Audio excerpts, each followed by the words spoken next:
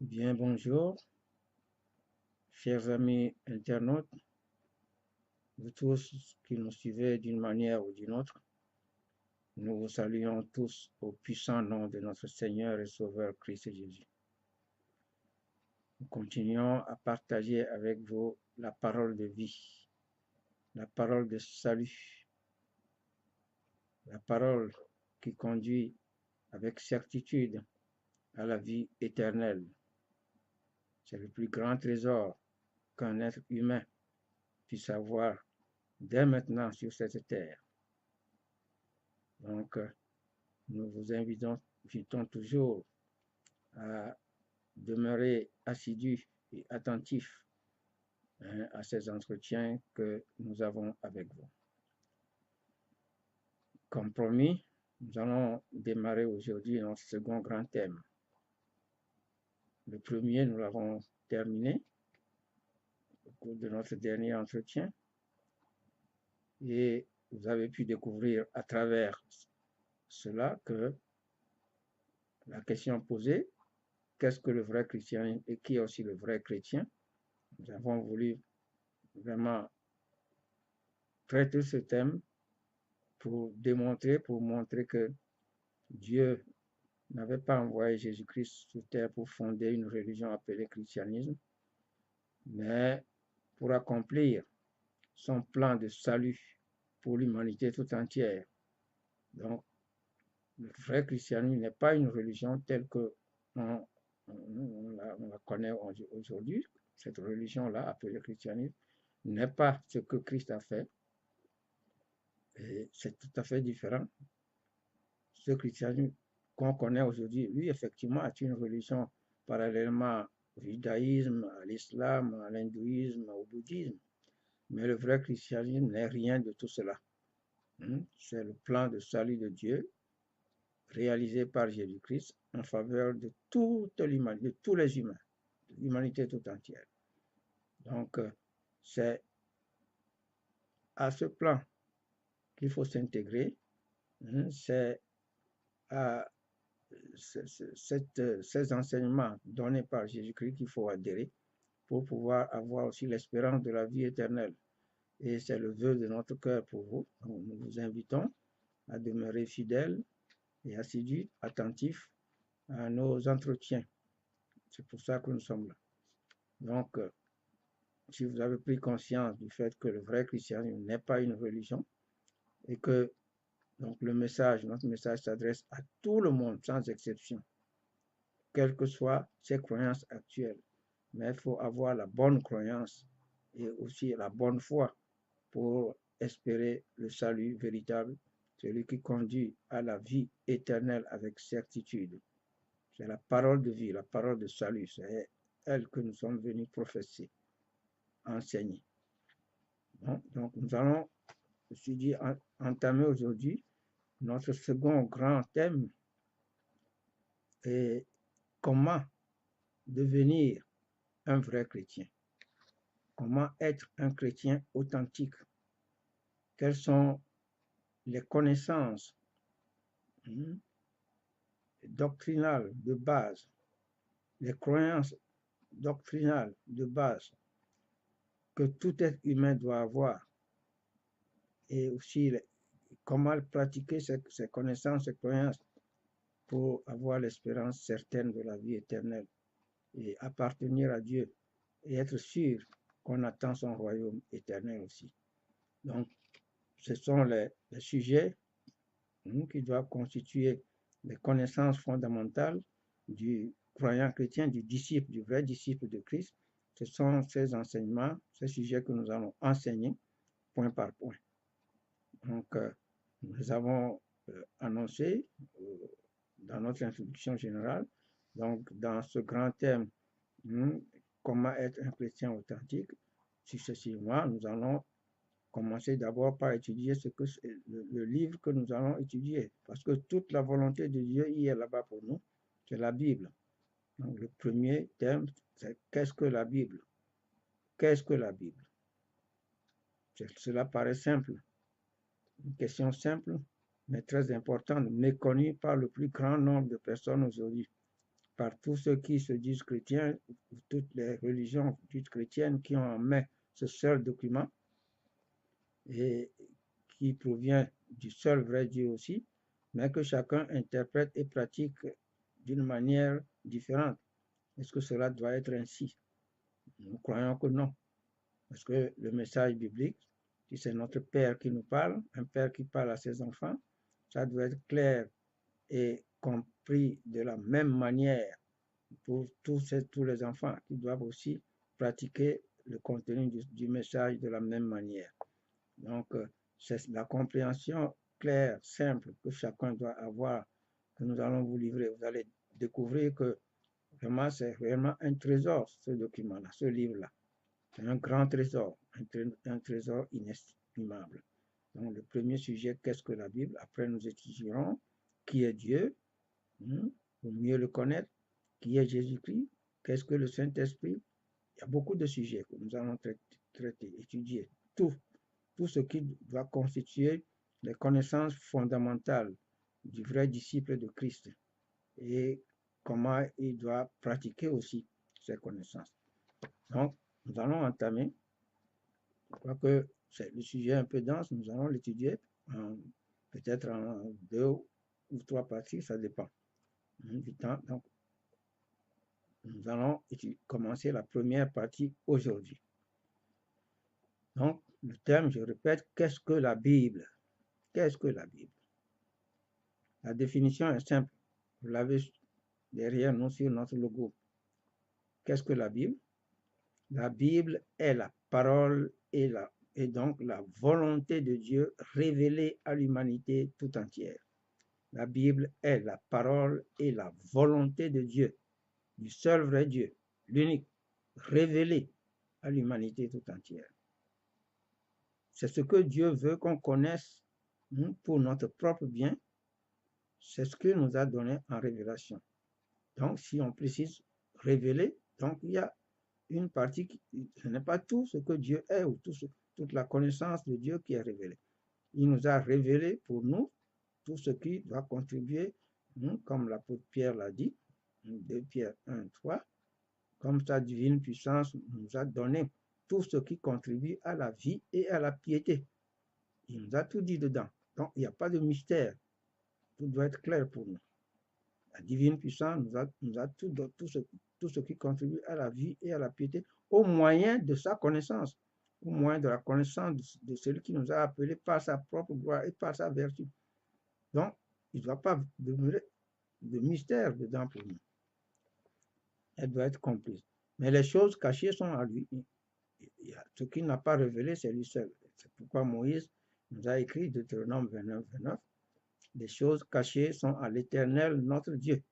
Les choses révélées, c'est ça la révélation, sont à nous et à nos enfants à perpétuité afin que nous mettions en pratique les paroles de cette loi.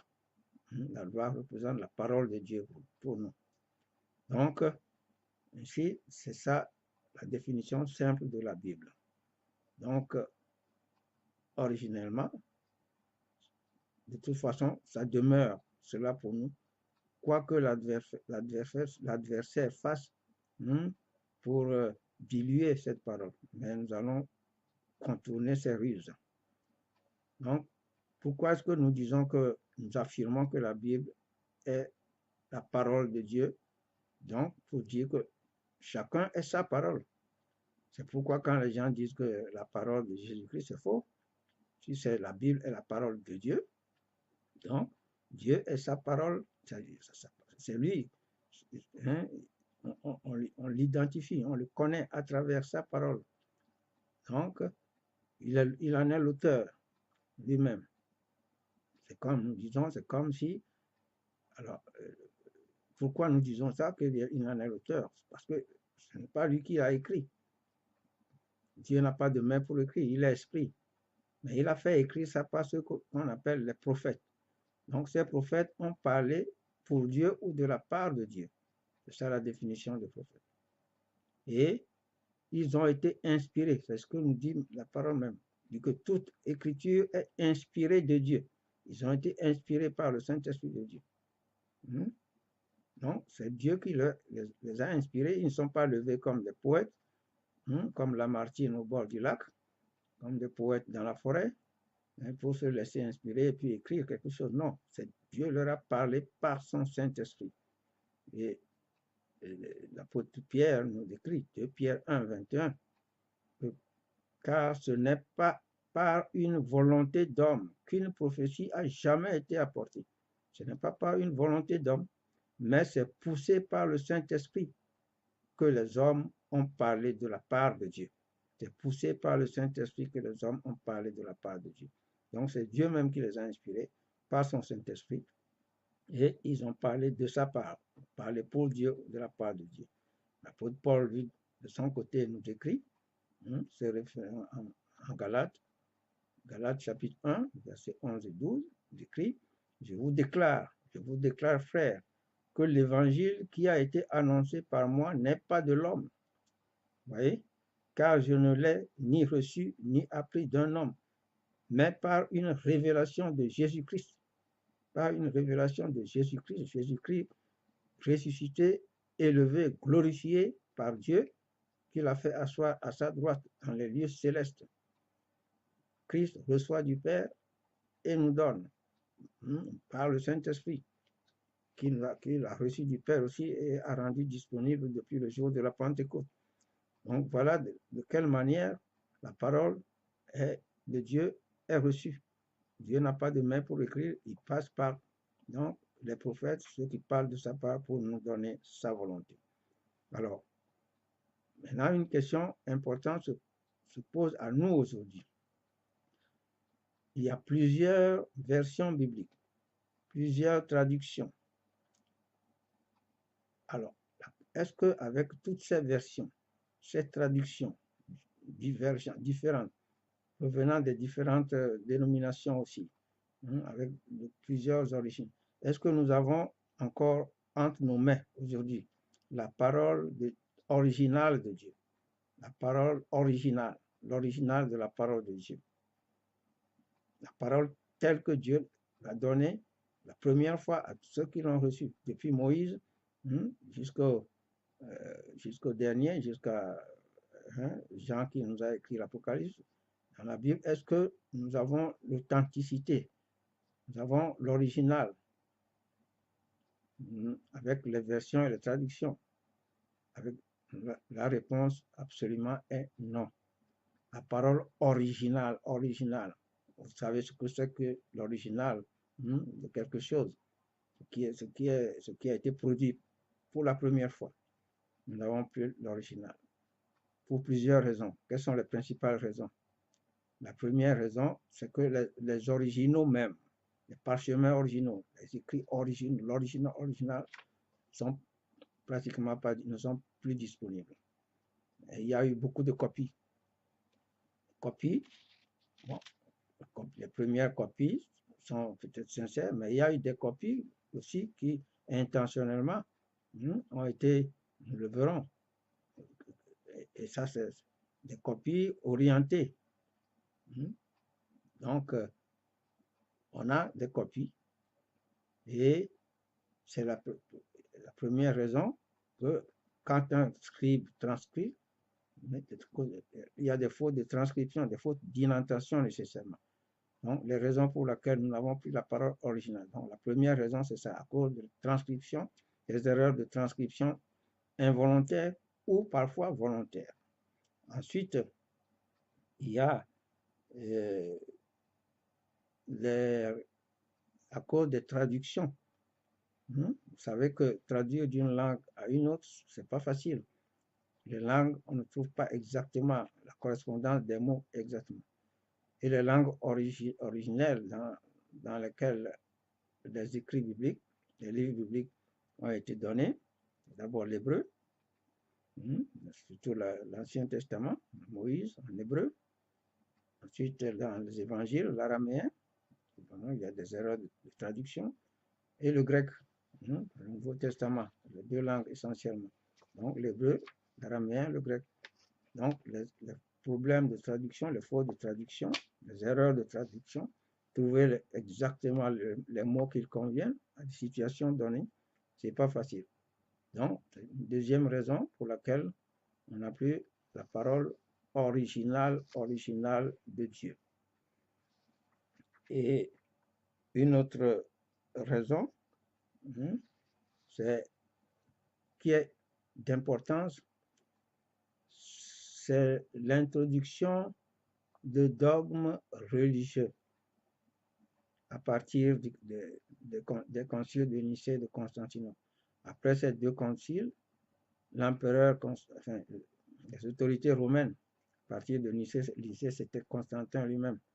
Bon, à Constantinople, je ne sais plus qui était là, mais ils ont réuni les scribes à partir des décisions prises à Nicée de changer certains versets bibliques pour faire correspondre ça à leurs décisions. Nous allons en avoir une preuve palpable dans nos Bibles. Donc, nous sommes en train de voir, nous avons posé la question, est-ce que nous avons encore la parole originale de Dieu aujourd'hui? Disons que la réponse, c'est non. Nous n'avons plus la parole originale de Dieu. Nous sommes en train de voir les raisons. Donc, raisons des erreurs de transcription, des erreurs de traduction, mais ici, essentiellement, des erreurs d'introduction de dogmes religieux. Alors, voyons un exemple palpable de cela.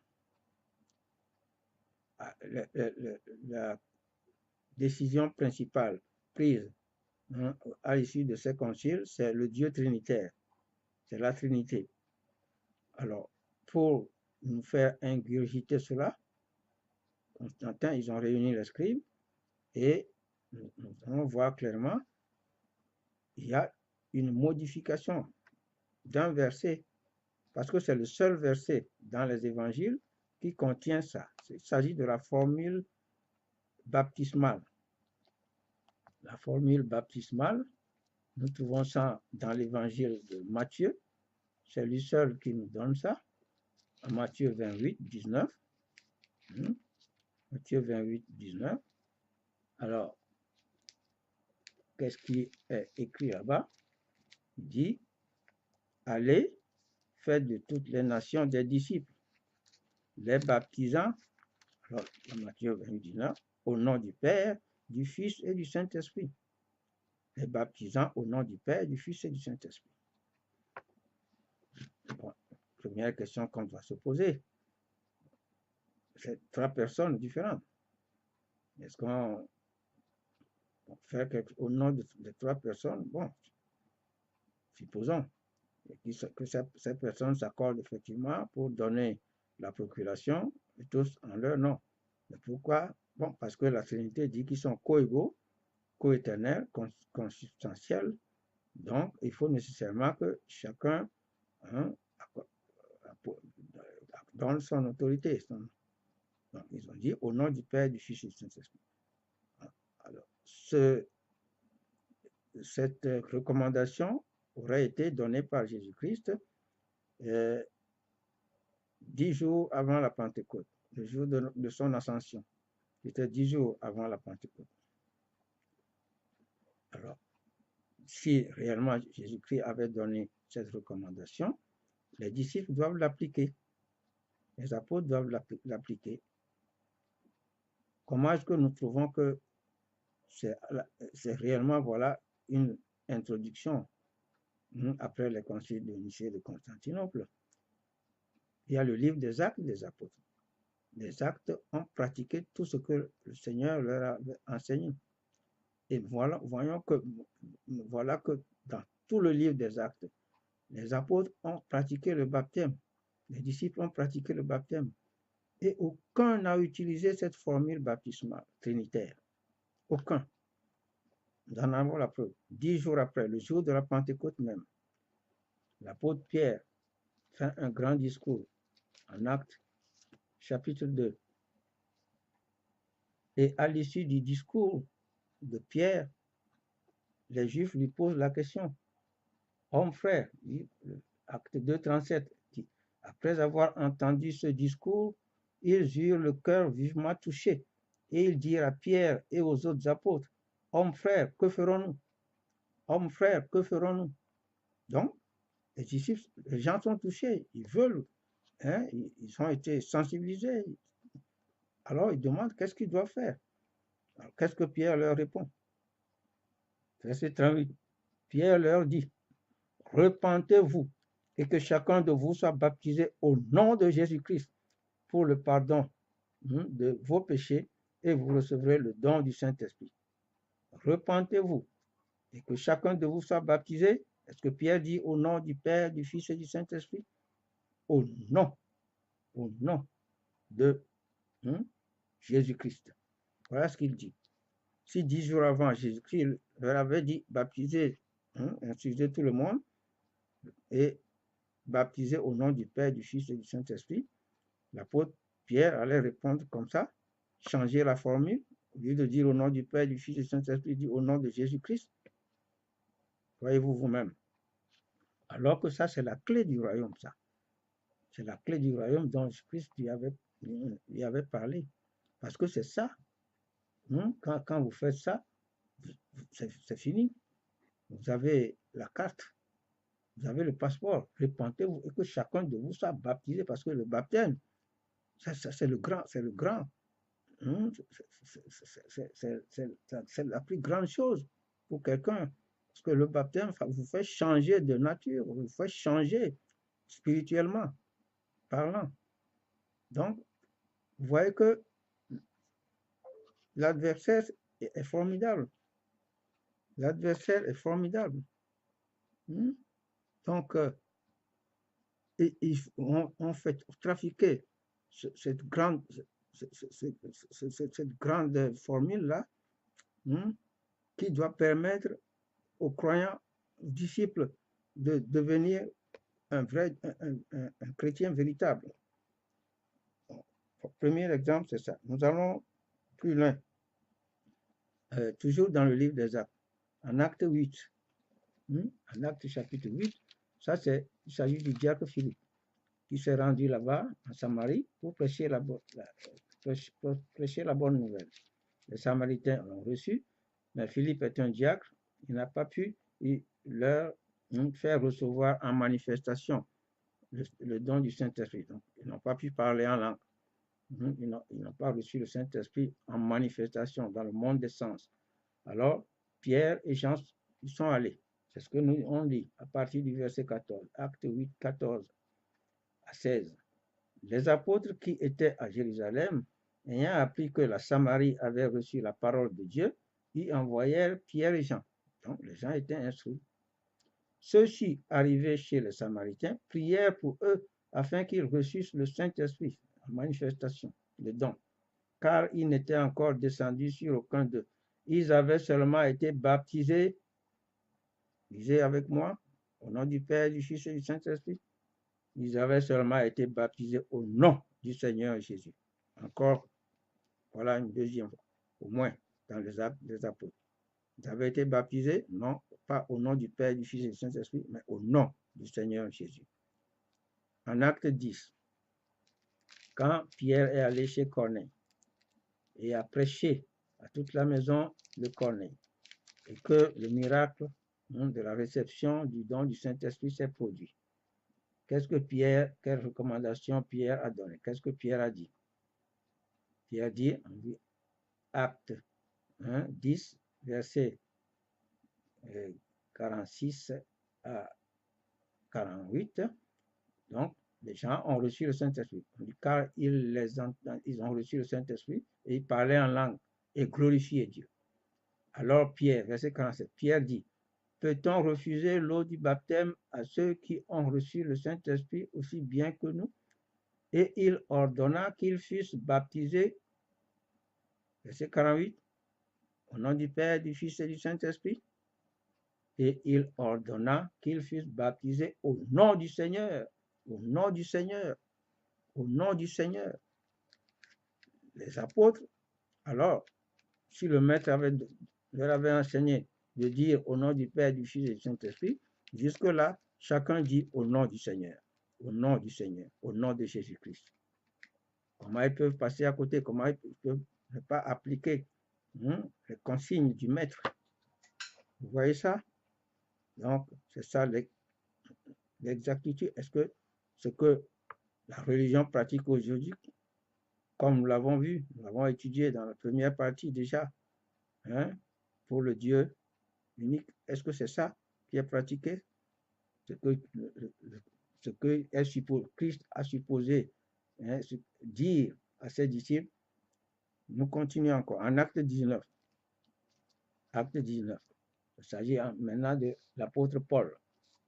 Alors, à Éphèse, nous lisons quand Paul est arrivé, parce que les disciples là-bas avaient été instruits par Apollos, qui ne connaissait que le baptême de Jean. Donc, il dit Paul, étant arrivé, il leur pose la question, à partir du verset 2. Avez-vous reçu le Saint-Esprit quand vous avez cru? Ils lui répondirent, nous n'avons pas même entendu dire qu'il y ait un Saint-Esprit. Parce que le chapitre 18 nous dit que Apollos ne connaissait que le baptême de Jean. Verset 3, c'est Paul qui parle. Il dit, de quel baptême avez-vous donc été baptisé? Ils lui répondirent du baptême de Jean. Alors Paul dit, Jean a baptisé du baptême de repentance, disant au peuple de croire en celui qui venait après lui, c'est-à-dire en Jésus. Sur ces paroles, verset 5, ils furent baptisés au nom du Seigneur Jésus. Ils furent baptisés au nom du Seigneur Jésus. Voilà une énième fois. Les apôtres, disciples de Christ, ont baptisé, non pas au nom du Père, du Fils et du Saint-Esprit, mais il dit au nom du Seigneur Jésus. Concernant l'apôtre Paul lui-même, après sa conversion, quand Ananias est allé le trouver, acte 22, qu'est-ce que Ananias lui a dit? Acte 22, verset 14 à 16, c'est le 16 qui nous intéresse. 14 à 16. Ananias lui parle, il dit, le Dieu de nos pères t'a destiné à connaître sa volonté, à voir le juste et à entendre les paroles de sa bouche, car tu lui serviras de témoin auprès de tous les hommes des choses que tu as vues et entendues. Et maintenant, que tardes-tu? Lève-toi, sois baptisé et lavé de tes péchés en invoquant le nom du Seigneur. Sois baptisé et lavé de tes péchés en invoquant le nom du Seigneur. Qui est le Seigneur? Jésus. C'est comme ça que Paul lui-même a été baptisé, en invoquant le nom du Seigneur, et non pas en disant au nom du Père, du Fils et du Saint-Esprit. Combien de fois donc les disciples ont baptisé, et en aucune fois on a trouvé cette formule baptismale supposée donnée par le Seigneur Jésus. Nous sommes en train d'étudier, est-ce que nous avons entre nos mains la parole telle que Dieu l'a donnée à l'origine? La réponse catégoriquement est non, et pour les raisons que nous citons, et parmi ces raisons, l'une des plus importantes, c'est ça. Donc, l'introduction de dogmes religieux. Ça, c'est le dogme religieux, la croyance trinitaire. Et c'est là-bas seul. Et voilà, pour les mettre à nu, pour trouver qu'ils nous ont menti, que Jésus-Christ n'a jamais dit ça, alors c'est ça. C'est la Bible même qui nous donne la réponse. Nous n'avons plus la parole originale, mais Dieu veille sur sa parole. L'essentiel y est pour nous. Si nous savons comment l'étudier, nous allons trouver là où il y a des erreurs. Là où les hommes ont mis des erreurs, soit involontaires, soit intentionnelles. Et celle-là est intentionnelle pour que nous croyions en la Trinité, mais c'est faux. Les vrais enfants de Dieu, Dieu veille sur sa parole, nous a donné de l'intelligence, de la sagesse. C'est pour ça qu'il faut étudier la Bible. Il ne faut pas lire seulement et dire, voilà, je l'ai lu dans la Bible. On a dit ceci. Les traductions, nous avons parlé des traductions. Cet exemple, si vous prenez Louis II même, Louis II, vous avez la version 1910 et la version Louis II révisée. Si vous prenez la version Louis II révisée, Jean 1, 18, vous trouvez là-bas un changement. Dans Louis II 1910, Jean 1, 18, il est dit que personne n'a jamais vu Dieu. Le Fils unique qui est dans le sein du Père est celui qui l'a fait connaître. Et c'est correct, c'est le Fils, c'est Jésus-Christ, le Fils unique. Mais dans lui second révisé intentionnellement maintenant, parce qu'on a voulu nous faire croire en Jésus-Christ égale Dieu le Fils. Alors on dit, personne n'a jamais vu Dieu, Dieu le Fils unique. Voilà le changement intentionnel, volontaire, hein, par le même groupe de traducteurs, parce que influencé par les autorités. Et ça, justement, c'est Constantin qui était à la base, hein, pour l'empereur qui dit, ordonne aux scribes de changer ce verset-là pour nous faire croire. Alors, pour encore prouver que c'est archi faux, c'était le jour de l'ascension que ça, Jésus-Christ n'a jamais dit ça.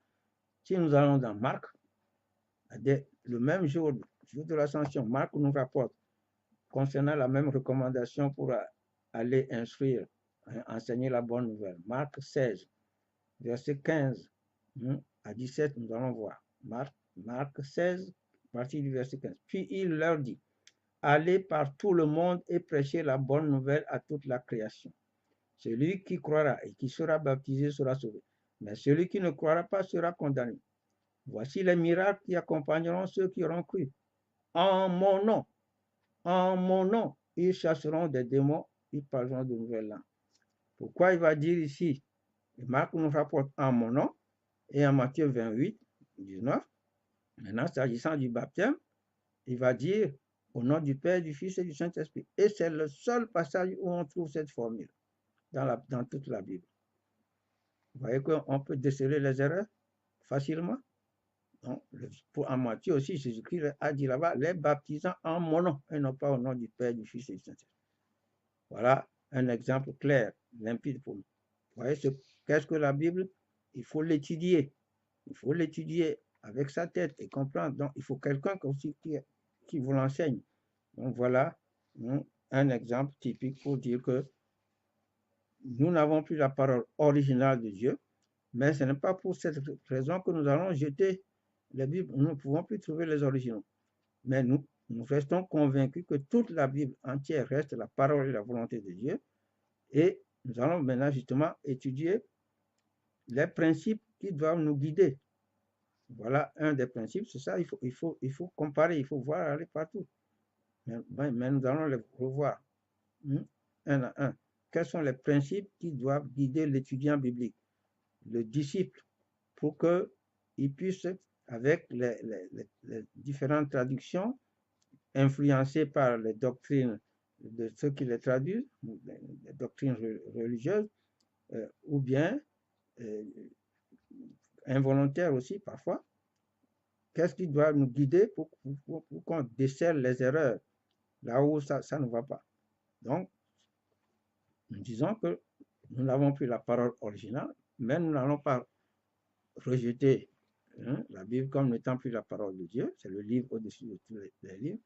Si nous connaissons les principes d'interprétation, ce qu'on appelle les principes d'interprétation et de compréhension claire de la parole de Dieu. Et ça, il faut quelqu'un pour l'enseigner, il faut les connaître.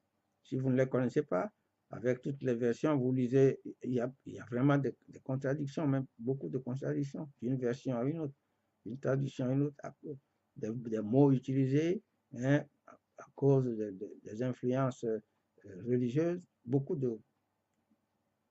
Alors, une autre raison, avant de passer au principe, j'allais omettre de vous le dire, c'est l'introduction des chapitres, versets, ponctuation, majuscules et tout ça. Et ça, c'est les hommes qui ont fait ça après.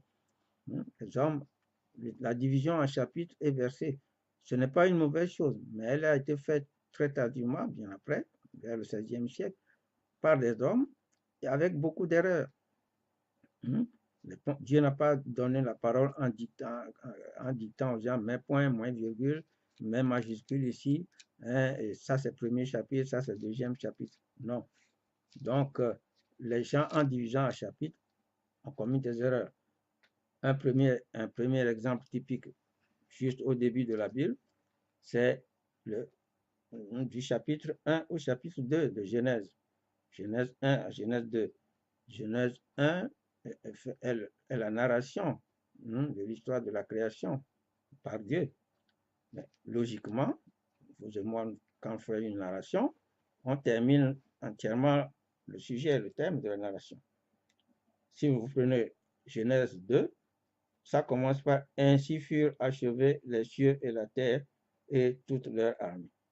Ça, c'est une conclusion. On ne peut pas commencer un chapitre par une conclusion. Un chapitre doit commencer une nouvelle idée. Voyez-vous, on voit clairement que le début du chapitre 2, ça doit être la suite normale du chapitre 1. Parce que le chapitre 1, ça termine au 6e jour. On n'a pas parlé encore du 7e jour. Donc, ainsi furent achevés, c'est la conclusion de tout ce qui est dit auparavant. Et sa suite, Dieu acheva au 7e jour, maintenant, son œuvre qu'il avait faite, et il se reposa au 7e jour de toute son œuvre qu'il avait faite. Dieu bénit le 7e jour et il le sanctifia, parce qu'en ce jour, il se reposa de toute son œuvre qu'il avait créée en la faisant. Donc, voilà qui termine le récit. Le chapitre 1 devrait continuer jusque là-bas. Et le chapitre 2, commencer maintenant avec son verset 4. Voici les origines. Ça c'est une autre idée qui commence. C'est un exemple pour dire que avec les divisions en chapitres et versets, c'est bon, c'est pas une mauvaise chose. Ça nous permet de nous retrouver facilement. Mais les hommes, ça ne vient pas de Dieu. Dieu est parfait. Toute son œuvre doit être parfaite. Donc les hommes, en intervenant, ont commis des erreurs. De la même manière, ils ont commis des erreurs avec les ponctuations. En introduisant des ponctuations, il y a des erreurs de compréhension. Une erreur de ponctuation simple aussi que nous pouvons signaler déjà, vous et moi, on l'étudiera plus tard, c'est dans l'évangile de Matthieu. Dans l'évangile de Matthieu, pardon, de Luc, pas de Matthieu. Luc, en Luc 20, l'évangile de Luc, en Luc 23, s'agissant des deux malfaiteurs, crucifiés avec Jésus, en même temps que Jésus, les deux malfaiteurs. Alors, la question, vous savez, la demande de l'un de ces malfaiteurs, il a dit, il y a un des malfaiteurs qui insultait Jésus, et l'autre lui faisait une demande. Il dit à Jésus, souviens-toi de moi, Luc 23, 42, quand tu viendras dans ton règne, quand tu viendras dans ton règne. La demande du malfaiteur est correcte. Et nous sommes certains que ce malfaiteur était un ancien disciple. C'est ceux qui avaient quitté Jésus certainement quand il parlait de manger son corps et de boire son sang. Mais sa demande est correcte. Et dans le futur, quand tu viendras, et non pas ce jour-là, quand tu viendras dans ton règne, il savait que le jour-là, Jésus-Christ n'était pas dans son règne. Donc, sa demande est tout à fait correcte. Est-ce que Jésus-Christ lui peut lui répondre de façon erronée? Le 43 dit, Jésus lui répondit, je te le dis en vérité, virgule, aujourd'hui tu seras avec moi dans le paradis. Vous trouvez ça que c'est correct? Évidemment, quand on ne réfléchit pas plus loin, pour beaucoup, on va dire, voilà, le jour-là, Jésus-Christ lui a fait la promesse du paradis, et le jour-là, il était avec Jésus-Christ dans le paradis. Logiquement ou bibliquement, est-ce que c'est vrai? Et c'est comme ça que la plupart des gens, des pasteurs même, comprennent ça. Que le jour-là même, le malfaiteur était dans le paradis avec Jésus-Christ. 1. Le paradis n'était pas, et jusqu'à aujourd'hui n'est pas disponible, parce que depuis que Adam et Ève ont péché, Dieu l'a fermé, et il est resté fermé, il n'a plus de paradis, nulle part, parce que le paradis n'est pas le ciel. Le ciel est différent du paradis. Le paradis, c'est le jardin d'Éden, c'est sur terre. Les gens confondent paradis et ciel. Le ciel, c'est là où Dieu règne. Le paradis, c'est le jardin d'Éden, c'est sur terre. Dieu n'est pas dans le paradis. Vous voyez, donc ça c'est 2. Et est-ce que le jour-là, et Jésus-Christ était où? Jésus-Christ était descendu du poteau. Où est-ce qu'on l'avait mis? Il était inconscient, mort. Où? Dans la tombe. Il est resté où? 3 jours et 3 nuits dans la tombe. Et c'est Dieu qui l'a ressuscité. Le 3e jour. C'est ce qu'il a dit, comme Jonas était dans le ventre du poisson 3 jours et 3 nuits. De même, il faut que le Fils de l'homme soit sous terre, soit au sein de la terre, 3 jours et 3 nuits. Matthieu 12, 40. Donc, ça s'est réalisé. Il est resté 3 jours et 3 nuits. Et Dieu l'a ressuscité le 3e jour, la 3e veille. Hein? Le dimanche matin à l'aube, de bonne heure. Donc, quand Dieu l'a ressuscité, jusque-là, il n'était pas allé encore vers Dieu. Il nous donne la preuve. Quand Marie de Magdala a voulu le toucher, qu'est-ce qu'il a dit? Ne me touche pas, car je ne suis pas encore allé vers mon Père. Jean 20, 17. Donc, et si même le ciel était le paradis, Jésus-Christ n'y était pas. Comment le malfaiteur pouvait être avec lui? Vous voyez les erreurs à cause de la virgule placée là-bas. Là-bas, ce n'est pas le verset qui a été trafiqué, mais rien que à cause de la ponctuation. À cause de la ponctuation, parce qu'on a placé la virgule après vérité, avant aujourd'hui. La virgule ne doit pas être là-bas. Ça doit être après aujourd'hui. Jésus lui répondit, je te le dis en vérité aujourd'hui. Il lui dit aujourd'hui, ce jour-là. Et il fait la promesse, tu seras avec moi dans le paradis. Quand le paradis sera rétabli, tu seras. Donc la promesse est dans le futur. La demande est dans le futur. La réponse, la promesse est pour le futur aussi. Et le paradis, c'est le royaume de Dieu sur terre, sera rétabli. Et ce juif-là, il appartient à Israël. Jésus lui accorde la demande en tant qu'enfant, fils d'Israël. Enfant d'Israël. Et pour les justes d'Israël, c'est dans le paradis. Ceux qui n'ont pas connu le jour de la Pentecôte, n'ont pas reçu la nouvelle naissance, leur promesse, c'est ça. Et c'est ça que... alors, ce verset, c'est bien, ça dépend des traductions. Là où c'est bien, je le dis, dans la traduction Monde Nouveau des Témoins de Jéhovah, ils ont bien mis la ponctuation là-bas. Ils ont mis la ponctuation, 2 points après, aujourd'hui. Donc, ce qui montre, donne la compréhension claire que Jésus fait la promesse ce jour-là, mais pour le futur, ce jour-là, ni lui, ni le malfaiteur ne pouvaient aller dans un paradis quelconque qui n'était même pas disponible. Et Jésus n'y était pas. Bibliquement parlant, on sait qu'il était dans le sein de la terre. Après sa résurrection, il n'est pas directement allé chez Dieu, mais il est allé prêcher aux esprits en prison d'abord, c'est ce que Pierre nous dit. 1 Pierre 3, il est allé là-bas avant de... C'est lui qui est descendu dans les enfers, là-bas, pour dire au diable, je t'ai vaincu, j'ai la victoire. Maintenant, je t'ai écrasé la tête, comme Dieu l'avait promis en Genèse 3,15. Il lui a fait voir que voilà, tu m'as tué, mais je suis vivant. Le Père m'a ressuscité, je suis vivant. Et la clé du séjour des morts, quoique c'est à cet instant-là qu'il pouvait lui reprendre ça. Donc, voilà un exemple typique de l'inexactitude selon les ponctuations. Si nous divisons correctement la parole, nous allons comprendre. Nous sommes en train de répondre à la question, est-ce que nous avons encore la parole originale de Dieu? Dans aucune version, dans aucune traduction, nous n'avons pas la parole originale de Dieu, mais Dieu veille sur sa parole. Nous pouvons en avoir la compréhension claire et limpide si nous connaissons les principes, si nous savons les raisons qui ont conduit à cette situation. Donc, voilà des exemples clairs pour montrer, donner pour quelles raisons nous n'avons plus entre nos mains la parole originale de Dieu.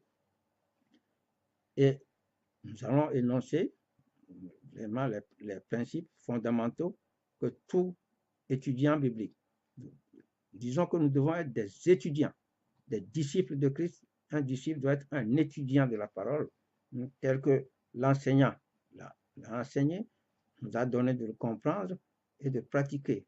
Donc, premier principe fondamental, et que beaucoup ignorent et ne pratiquent pas, et tordent le cou à la parole de Dieu, c'est le principe de la non-contradiction de Dieu et de sa parole. Le principe de la non-contradiction de Dieu et de sa parole. Dieu est parfait, Sa parole doit être parfaite. Elle l'est et doit continuer de l'être. Elle ne doit pas comprendre, elle ne doit pas avoir à l'intérieur d'elle des contradictions, des confusions, des erreurs de tout genre. Non. Vous voyez, les exemples que nous venons de donner, ça contredit la parole de Dieu. Mais là où il y a volontairement ou involontairement des erreurs, si nous sommes bien instruits, nous pouvons les déceler et les corriger nous-mêmes. Avec les exemples que nous avons donnés, vous pouvez par exemple mettre un crayon, un trait sur Matthieu 28, 19, là où c'est mis au nom du Père, du Fils et du Saint-Esprit, et écrivez dans vos livres les baptisants en mon nom. C'est Christ qui parlait dans l'autorité que Dieu lui a donnée. C'est au nom de Jésus-Christ.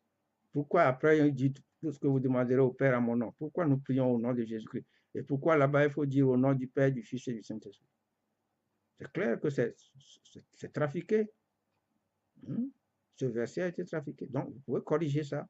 Luc, la même chose, Luc 23, 43. Je te le dis aujourd'hui, ce jour-là, Jésus-Christ lui faisait la promesse ce jour-là. Mais pour le futur, tu seras avec moi. Erreur de ponctuation. Donc, les exemples d'erreur, maintenant vous êtes instruits. S'il y a des problèmes qui se posent, vous pouvez les percevoir. Donc, le premier principe fondamental, le principe de non-contradiction de Dieu et de sa parole. Donc, nous disons Dieu étant parfait, sa parole aussi, toujours parfaite. Il ne va pas y avoir ni d'erreur, ni de confusion, ni de contradiction. Et s'il paraît en être ainsi, alors il faut vous poser la question, soit ça provient de vous-même, de votre incompréhension, votre niveau de compréhension, votre incompréhension en tant que lecteur, ou bien parce que vous ne connaissez pas les principes dont nous sommes en train de parler, de division droite et d'interprétation correcte de la parole, soit c'est des erreurs de traduction. Il y a des erreurs de traduction. Verrons, Eloi, lama sabachthani, pourquoi ils ont conservé ça dans la Bible et mal traduit? Est-ce que Dieu a jamais abandonné Jésus-Christ? Question qu'il faut se poser, parce que Jésus-Christ a toujours dit, vous me laissez seul, mais le Père est avec moi. Quand est-ce que le Père va abandonner? Quand est-ce que le Père n'a plus voulu qu'il accomplisse sa volonté? Parce que sa volonté, c'est qu'il fasse ça, puisque Jésus-Christ ne faisait pas sa volonté. Quand est-ce que la volonté du Père a changé pour qu'il abandonne Jésus-Christ? Donc, des erreurs de traduction, soit des erreurs volontaires, de religieux, d'introduction de dogmes religieux, comme on l'a vu aussi. Donc, chaque fois que vous voyez une contradiction flagrante, il faut vous demander. Ça peut provenir parce que vous ne connaissez pas les règles d'interprétation que nous allons étudier. Mais si, comme on l'a démontré, s'agissant de la formule baptismale, là, ben, vous pouvez vous en apercevoir. C'est des erreurs volontaires qu'on a voulu nous faire enseigner qu'on accepte la Trinité. Donc, en dehors de ce... Et c'est ça qui guide les autres. Chaque fois, nous devons... Dieu ne peut pas se contredire. Exemple typique. Si les étudiants, les religions avaient réfléchi un peu, Dieu ne peut pas nous dire deux enseignements contraires concernant la nature de Jésus-Christ, concernant l'identité de Jésus-Christ. Partout, Dieu a dit de Jésus-Christ, tu es mon fils. Il a déclaré, tout le monde l'a entendu, par 3 fois. Celui-ci est mon fils. Par 3 fois. Au baptême, à la transfiguration, et quand Christ lui a demandé, Jean chapitre 12, je crois, il dit, en demandant de le glorifier. Et Dieu lui a répondu, tout le monde a entendu la voix dire, je l'ai déjà glorifié, en demandant à Dieu de le glorifier. Donc, Dieu a dit à Jésus-Christ qu'il est son fils. Jésus-Christ a reconnu qu'il est le fils de Dieu. Le diable sait a dit à Jésus-Christ, si tu es le fils de Dieu. tous les esprits sataniques diaboliques sont de haut rang. On reconnaît Jésus-Christ comme étant le Fils de Dieu. C'est ce que Pierre a répondu à Jésus-Christ quand il leur a demandé, qui dites-vous que je suis? Tu es le Fils du Très-Haut, du Dieu Très-Haut, du Dieu vivant. Alors, pourquoi la même Bible, si elle est la parole de Dieu, va nous enseigner ailleurs qu'il est Dieu? Il est le Dieu Tout-Puissant lui-même. Il est Dieu. La Bible ne peut pas nous... Ce n'est pas ça. Ça ne peut pas être la parole de Dieu. Donc, c'est un des principes, ça aussi, qu'il faut savoir connaître. Donc, la non-contradiction. Mais ça découle du principe de non-contradiction. Alors, les règles d'interprétation qu'il faut connaître pour être un bon étudiant biblique, la toute première, si on ne tord pas le cou, comme on a vu en Luc là, tout à l'heure, la parole s'interprète elle-même, essentiellement dans le verset. Quand vous lisez le verset, vous comprenez.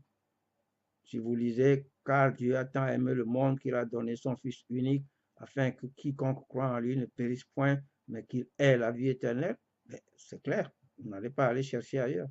Ce verset nous dit ce qu'il veut dire. Donc, dans la plupart des cas, c'est comme ça. Les versets nous disent, au commencement, Dieu créa les cieux et la terre, point. Dieu seul était au commencement, c'est lui qui a créé. C'est ça que ça nous dit. Alors, la Bible ne va pas. Après, on va trouver ailleurs que ce n'est pas ça. Alors, il y a contradiction si vraiment, or Dieu ne peut pas se contredire. Là où on veut nous faire avaler certaines choses, alors nous allons découvrir ça tout de suite aussi. Donc, c'est la première règle. Vous lisez le verset, vous comprenez. Mais vous pouvez comprendre aussi, il y a certaines fois, vous lisez le verset, vous ne comprenez pas. Il faut aller loin, lire tout le contexte pour comprendre. Donc, ça s'interprète dans le contexte. Exemple des paraboles. Il faut lire toute la parabole avant de comprendre. La parabole du semeur, par exemple.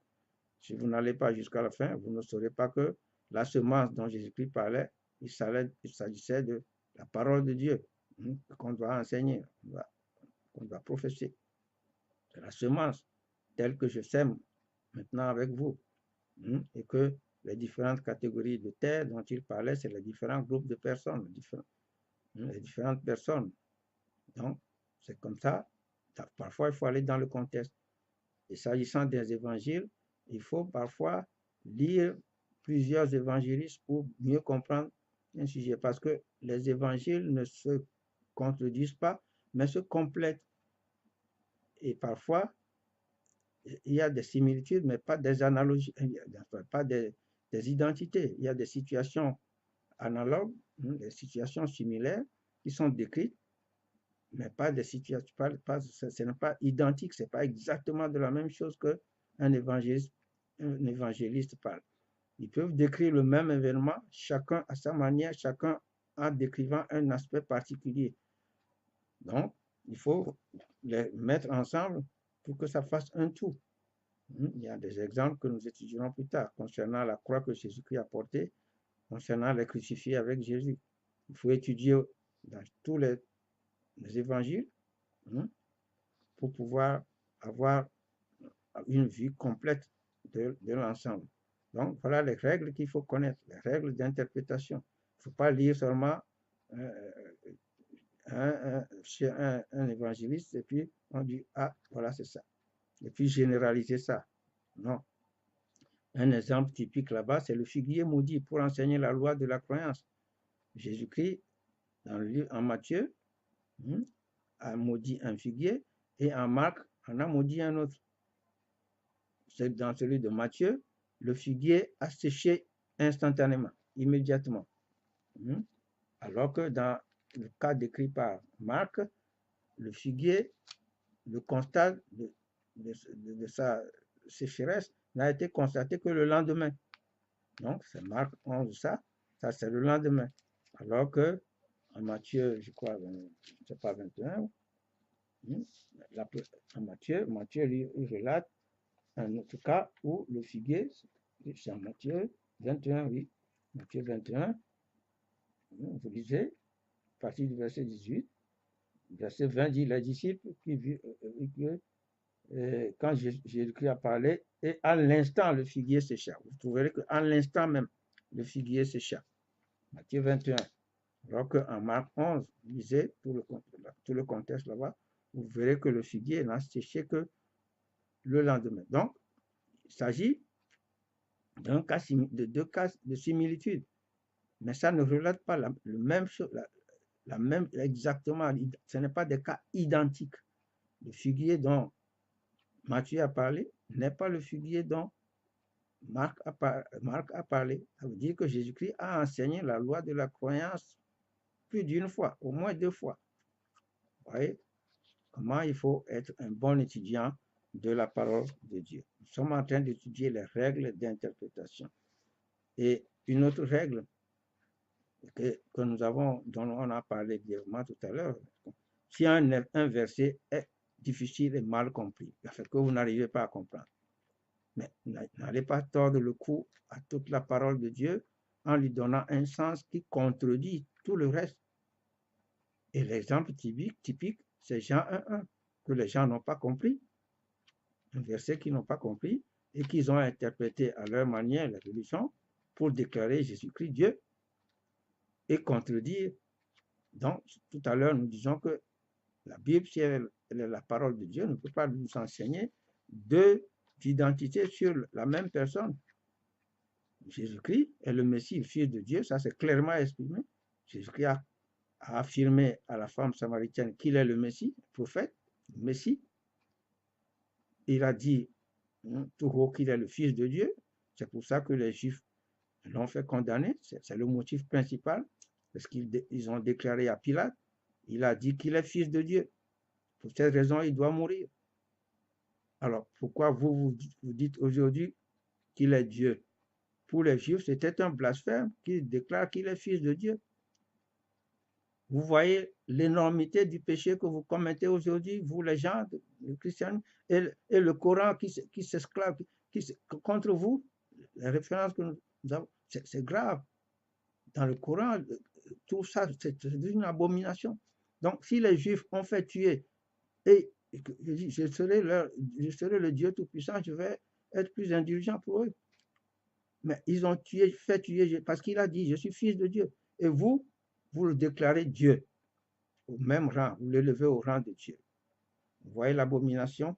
C'est ça le problème. Donc, le verset de Jean 1 n'est pas compris. On lui tord le cou en lui faisant contredire toute la Bible. Dieu a dit, Jésus est son fils. Le diable a dit, Jésus est le Fils de Dieu. Jésus-Christ a dit, je suis le Fils de Dieu. Il n'a jamais dit, je suis Dieu. Les Juifs ont reconnu qu'il est le Fils de Dieu, il doit mourir. Vous vous dites, il est Dieu. Et ça change tout. Donc, voilà. Donc, si on ne comprend pas un verset, s'il y a plusieurs versets qui parlent clairement du sujet, il vaut mieux essayer de comprendre le verset qui n'est pas bien clair, qui est difficile, de le comprendre pour qu'il soit en harmonie avec les versets qui sont clairs sur le sujet. Concernant l'identité et la nature de Jésus-Christ, la Bible est claire dessus. Et pourquoi on prend un seul ou bien quelques petits passages là qui ne sont pas clairs pour vous, pour déclarer haut et fort tout le contraire des milliers de versets qui disent le contraire. Donc, une règle qu'il faut connaître, s'il y a un verset difficile ou peu clair, doit être compris à la lumière des versets clairs traitant du même sujet. C'est comme ça que la règle se met. Un verset difficile ou peu clair dans la Bible doit être compris à la lumière des versets clairs, limpides, qui parlent de la même chose, du même sujet. Et une dernière règle, si un mot n'est pas bien compris, il faut chercher, essayer de le comprendre en se référant à la première fois où ce mot a été utilisé dans la Bible, dans l'Ancien Testament. Donc, c'est comme ça que, pour ne pas tordre le cou à l'ensemble de l'Écriture. Le troisième principe sur lequel nous allons, donc on va traiter le thème en 2 parties.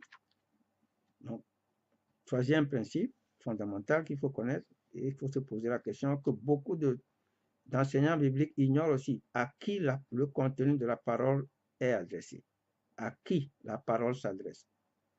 Nous répondrons, les gens croient que tout le contenu de la Bible est pour notre application aujourd'hui. Non, tout le contenu de la Bible, de Genèse à Apocalypse, n'est pas pour l'application de nous qui sommes vivants aujourd'hui, de nous les chrétiens aujourd'hui. Tout le contenu de la Bible est adressé à 3 grands groupes, mais le premier groupe continue d'exister, c'est Juifs ou Israël. L'essentiel de la Bible, l'Ancien Testament, s'adresse essentiellement à Israël, au peuple juif. C'est ça le peuple élu de Dieu. Et parallèlement aux Juifs, les Juifs appelaient tous les autres les Grecs, les païens. Tous ceux qui n'étaient pas Juifs, ils les appelaient les Grecs.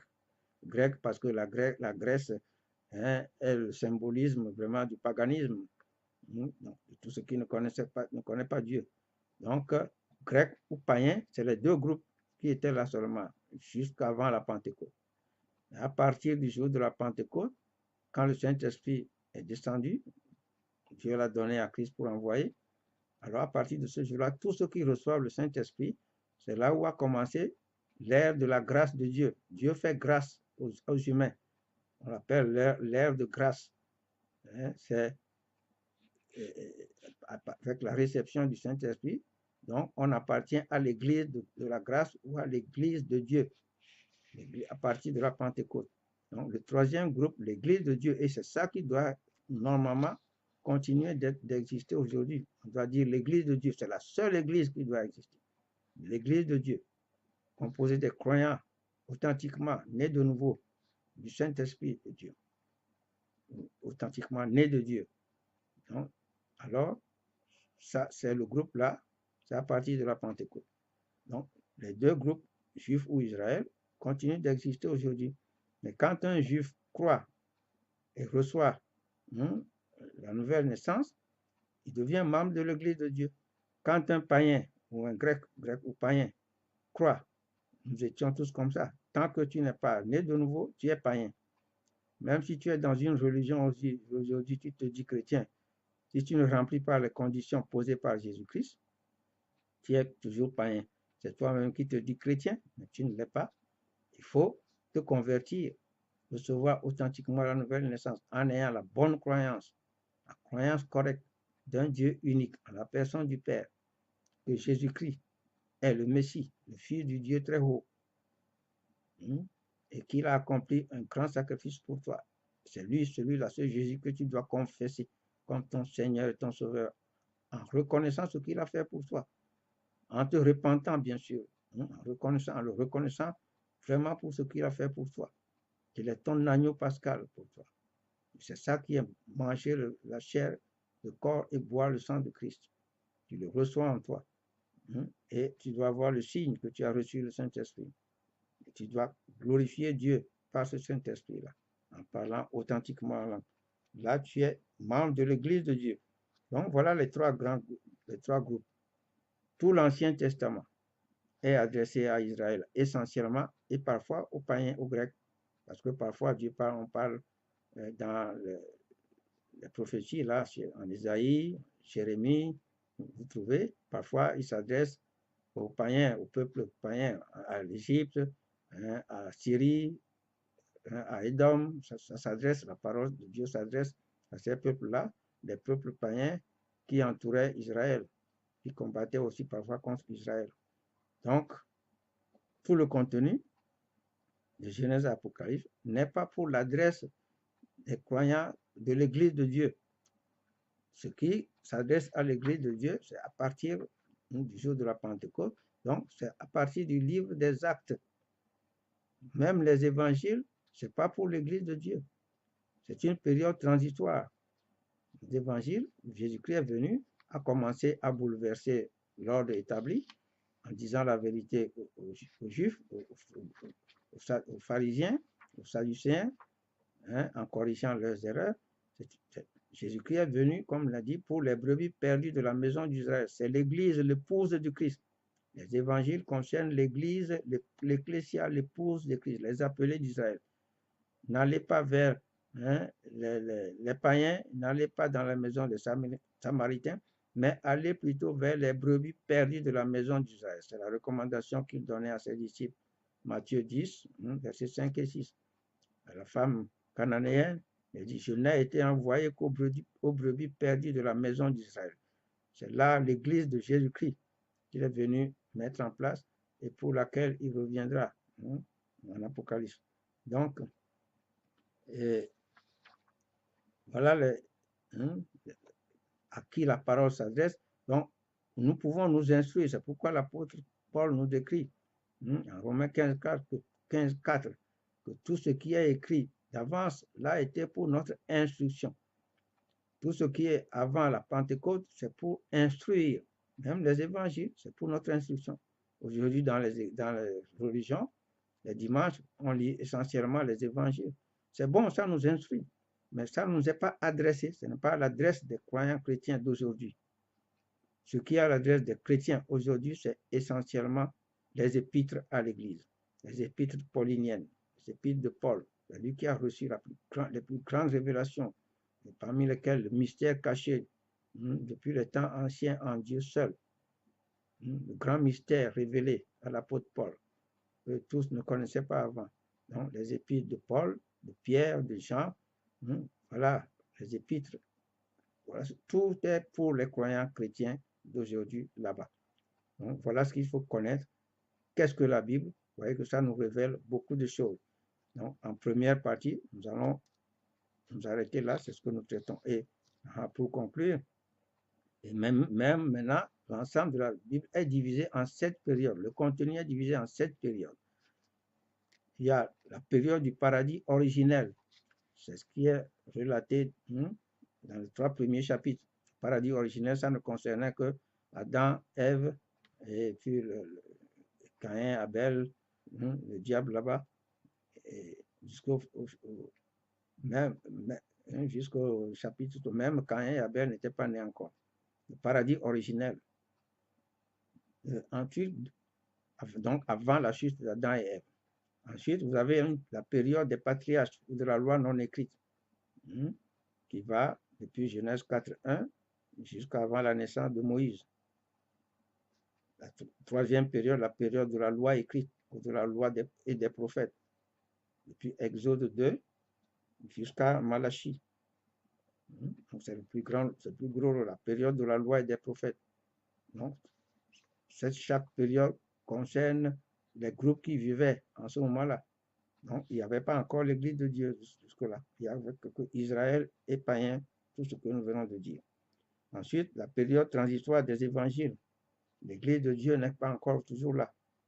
Jésus-Christ s'adressait essentiellement à Israël. Ça s'appelle aussi la période de Jésus-Christ. Ça qui est relaté dans les 4 évangiles, c'est la période la plus courte. Ensuite, la 5e période est celle où nous vivons maintenant, la période de l'église de grâce, la période de grâce, de la grâce ou de l'église de Dieu, qui a commencé depuis la Pentecôte et qui va durer jusqu'au retour de Christ dans les airs pour réunir ceux qui lui appartiennent, pour rassembler ses saints. Vous voyez que la fin du monde n'est pas proche quand même. Nous sommes encore dans la période de l'église de grâce. Ensuite, seulement la période de l'Apocalypse va commencer après le départ des saints, des chrétiens. Dépêchez-vous d'appartenir à ce groupe de l'église de grâce. Dépêchez-vous, parce que quand Christ va revenir, il ne sera pas d'abord sur terre, il sera dans les airs. Il va rassembler ceux qui lui appartiennent. C'est après ça que les événements catastrophiques de l'Apocalypse vont commencer. Tout le monde craint en lisant l'Apocalypse. Si vous ne voulez pas subir ces événements, alors pressez-vous d'appartenir à l'église de Dieu, à l'église de la grâce. Donc, elle va continuer jusqu'à ce que Jésus-Christ revienne dans les airs pour réunir ceux qui lui appartiennent. La période de l'Apocalypse va commencer alors, donc va durer plus de 1000 ans, puisque c'est dans la période de l'Apocalypse qu'on trouvera le millénium, quand le diable sera attaché et fermé dans l'abîme pour 1000 ans. Ça fait partie de la période de l'Apocalypse, donc ça va durer plus de 1000 ans. Notre période dure déjà plus de 2000 ans. Voyez-vous? Donc, au fond, nous voyons les signes, mais la fin du monde, ce n'est pas pour maintenant, ce n'est pas pour aujourd'hui. Mais nous, au moins, les chrétiens, nous attendons le retour de Christ dans les airs pour nous rassembler. Ça, c'est sûr. Et c'est après le départ de Christ des chrétiens que l'Apocalypse va commencer. Donc, les chrétiens ne vont pas subir la colère de Dieu dans l'Apocalypse. Et c'est après la fin de la période de l'Apocalypse que Dieu va rétablir le paradis perdu. On dit la période ou l'administration du paradis final, du paradis rétabli. Voilà les 7 périodes bibliques. Donc, nous sommes dans la 5e, il reste encore 2 avant que les choses ne finissent complètement. C'est à la fin de l'Apocalypse que le monde sera détruit complètement et que Dieu va rétablir toutes choses nouvelles. Les nouveaux cieux et la nouvelle terre où la justice régnera éternellement. Voilà, tout sera ça. Donc le paradis sera sur terre, mais le ciel reste le ciel, le trône de Dieu, et la promesse pour les vrais chrétiens de l'Église de grâce aujourd'hui, qui sont marqués du sceau du Saint-Esprit, c'est de glorifier Dieu auprès du ciel de Dieu, du trône de Dieu, au ciel. C'est ça la promesse. Notre cité à nous est dans les cieux, d'où nous attendons comme sauveur le Seigneur Jésus qui transformera le corps de notre humiliation en le rendant semblable au corps de sa gloire. Voilà la promesse pour les chrétiens de l'ère de grâce, les chrétiens de l'Église de Dieu. Notre souhait est que cette promesse soit vôtre aussi. Que Dieu vous bénisse et à la prochaine